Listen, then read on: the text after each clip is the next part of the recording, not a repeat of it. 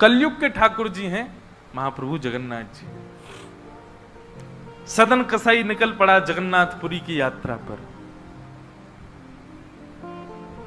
बस बार बार उसके मन में एक ही भावना आती है, आप मेरे से मिलने के लिए तड़पे थे, आप मेरे पास रहने के लिए तड़पे थे, मैं आऊंगा आपसे मिलने के लिए। और निकल पड़ा।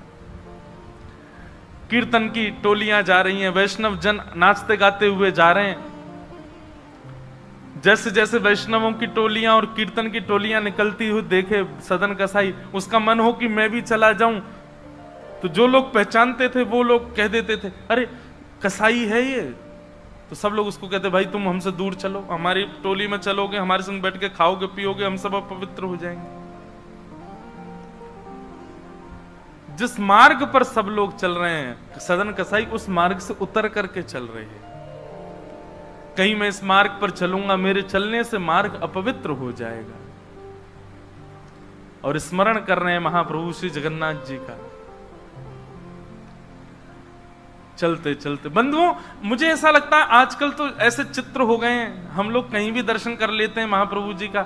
उस काल की बात है जब चित्र भी नहीं होते थे, तो कई लोग तो पहली बार ही जगन्नाथ जी को देखते थे।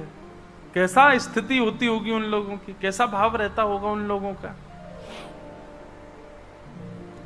सदन कसाई चलते जा रहे हैं, एक मार्ग से उतर करके चल रहे हैं, निष्ठुर मार्ग पर चल रहे हैं और बस स्मरण कर रहे हैं श्री जगन्नाथ महाप्रभु का। चलते चलते चलते एक नगर में पहुंचे। रात्रि का समय हो गया, शाम का समय हो गया। तो एक भवन बना था, घर बना था, उसी के बाहर ही सदन कसाई बैठ गए। सदन कसाई का रूप बहुत सुंदर था। नेत्र, उनके केश, उनके मुख की आकृति, उनकी भुजाएं बहुत सुंदर थे। भले ही कसाई थे पर सुंदर थे। तो जिस भवन के बाहर बैठे वहां भवन की अंदर एक गृहिणी वो निकल करके बाहर आई और उसने जैसे ही सदन कसाई को देखा उसका मन आ गया उन्हीं के ऊपर। शाम का समय, सदन कसाई को लोभ देने लगी और उसने इशारा करके कहा कि भीतर आ जाओ।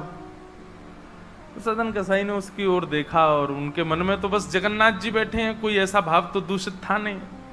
उन्होंने इशारा कर दिया, कुछ इशारा किया और उस इशारे को उस कन्या ने, उस महिला ने ऐसा समझा कि मानो ये कहना चाह रहे हैं कि तुम भीतर जाके पहले अपने पति का वध करो, तब मैं रहूंगा तुम्हारे साथ।